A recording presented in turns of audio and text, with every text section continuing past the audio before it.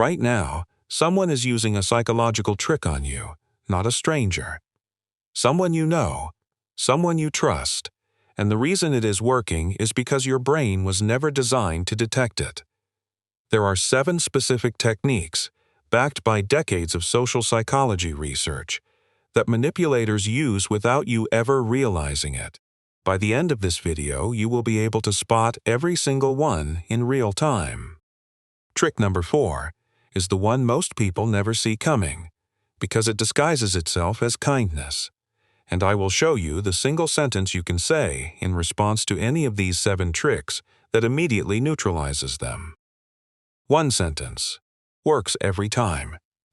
By the end of this video, you will not just understand manipulation, you will be immune to it. Because once you can name what someone is doing to you, they lose all their power. Think about the last time someone made you feel guilty for saying no, or the last time you agreed to something and then wondered how you ended up there, or the last time someone convinced you that your own memory of an event was wrong. That was not a coincidence. That was a system.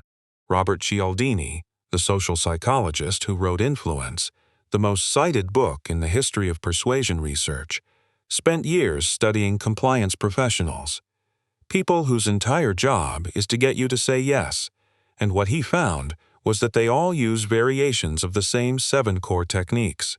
Here they are. Trick 1 is called reciprocity pressure. This is when someone gives you something, anything, a gift, a favor, a compliment with the hidden expectation that you now owe them. The gift was not free, it was an invoice. Research from Cornell University found that restaurant waitstaff who brought a small piece of candy with the bill received tips that were 14% higher. When they brought 2 candies and made it personal by choosing one for each customer, tips jumped by 23%. The candy cost almost nothing. The psychological debt it created was enormous. The next time someone gives you something unexpected, pause before you feel obligated to give back. The obligation you feel is manufactured, but reciprocity is actually the most obvious one. Trick 2 is far more invisible because it targets your identity, not your actions. Trick 2 is called commitment and consistency bias. Once you get someone to make a small commitment, any commitment, they will bend their entire reality to stay consistent with it. In a 1966 study by Friedman and Fraser, researchers asked homeowners if they would put a tiny sign in their window supporting safe driving. Almost everyone said yes. 2 weeks later, a different researcher asked the same homeowners if they would put a large, ugly billboard in their front yard with the same message. 60% said yes. The control group, people who had not made the small commitment first, said yes only 17% of the time.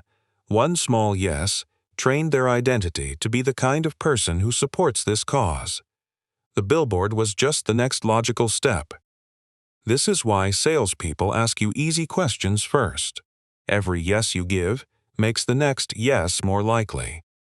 If this is making you think differently about conversations you have had, subscribe. We break down one psychology concept like this every week. Trick 3 is social proof manipulation. This is not just peer pressure. It is something more sophisticated. It is when someone manufactures the appearance of consensus to make you feel like an outlier for disagreeing. Phrases like "everyone else is doing this," "nobody I know has a problem with it," and "most people in your situation would agree," are all forms of fabricated social proof. They are designed to trigger your conformity instinct, the same neural circuit that kept our ancestors safe, by staying with the group. Here is what neuroscience shows. When you believe you are in the minority opinion, your brain releases a small cortisol spike. You experience a mild threat response, and under mild threat, you are more likely to conform. Social proof manipulation works not by convincing you logically, but by making disagreement feel physically uncomfortable. Trick 4 is the one most people miss completely, because it looks like love. Trick 4 is intermittent reinforcement. This is the same psychological mechanism behind slot machines, and it is used in personal relationships more than any other technique on this list. The pattern is simple: reward, reward, punish, punish, reward. When reward is unpredictable, your brain does not stop seeking it. It obsesses over it.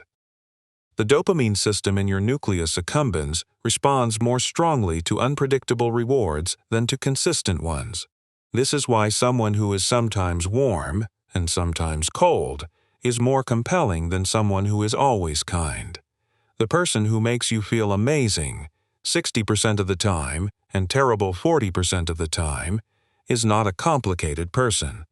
They are running a slot machine, and you keep pulling the lever because the jackpot is real, just unpredictable. Most people believe that toxic relationships feel bad. They do not. They feel intensely good, intermittently, which is neurologically more addictive than something that feels good all the time. The discomfort is not a sign that something is wrong with you. It is evidence that a very specific psychological system is working exactly as designed. Trick 5 is scarcity and urgency engineering. You already know this one from advertising, but it appears in personal relationships and professional environments in much subtler forms. When someone says this offer expires today, or I have 3 other people interested, or you need to decide now, they are engineering artificial time pressure to prevent you from thinking clearly. Urgency bypasses your prefrontal cortex, the part of your brain responsible for rational evaluation, and pushes decisions into your amygdala, which responds to threats. Under artificial urgency, you are not making a decision, you are reacting. The antidote to urgency is simple, but almost no one uses it. The moment you feel rushed, slow down. Any legitimate opportunity survives a pause. Anything that collapses the moment you ask for more time was never a real opportunity. Trick 6 is DARVO. This stands for deny, attack, reverse victim, and offender. It is what happens when you confront someone about their behavior and somehow end up apologizing to them. The pattern: you raise a concern, they deny it happened, then they attack your character for raising it. Then they position themselves as the real victim of your accusation. Within minutes, you are defending yourself, instead of them defending their behavior. The original issue has disappeared completely. Jennifer Fried, the psychologist who named this pattern, found it in studies of institutional abuse, but it operates at every scale from international politics to kitchen arguments. The key signal is this: if you walked into a conversation to address a problem and walked out feeling like the problem, DARVO was used on you. Trick 7 is the most powerful and the least discussed. It is called identity labeling. This is when someone assigns you a characteristic, positive or negative, and then uses it to control your behavior. It sounds like, "You are such a loyal person. I know you would never let me down." Or, "You have always been the responsible one in this family." Or, "I just did not think you were the kind of person who needs to be asked twice." The label creates a role, and once you accept the role, you perform it. Not because you were convinced, because you were cast. Most people will never recognize this as manipulation, because it often feels like a compliment. But now you do. Here is the single sentence that neutralizes all 7 of these tricks. Write it down. That is an interesting way to look at it. What would change if I said no? This sentence does 3 things simultaneously. It refuses to accept the framing, it buys you time, and it forces the other person to justify the pressure rather than simply apply it. Under that question, manufactured urgency collapses. Fabricated social proof evaporates. Reciprocity pressure dissolves, because none of these techniques survive direct, calm examination. The manipulator's greatest fear is not anger. It is a person who pauses and asks a clear question. Every one of the 7 tricks on this list depends on your reflexive compliance. The moment you introduce deliberate thought into the equation, the system breaks. You have been handed 7 patterns, and 1 sentence that disrupts them all. Subscribe if you want to keep understanding how influence actually works.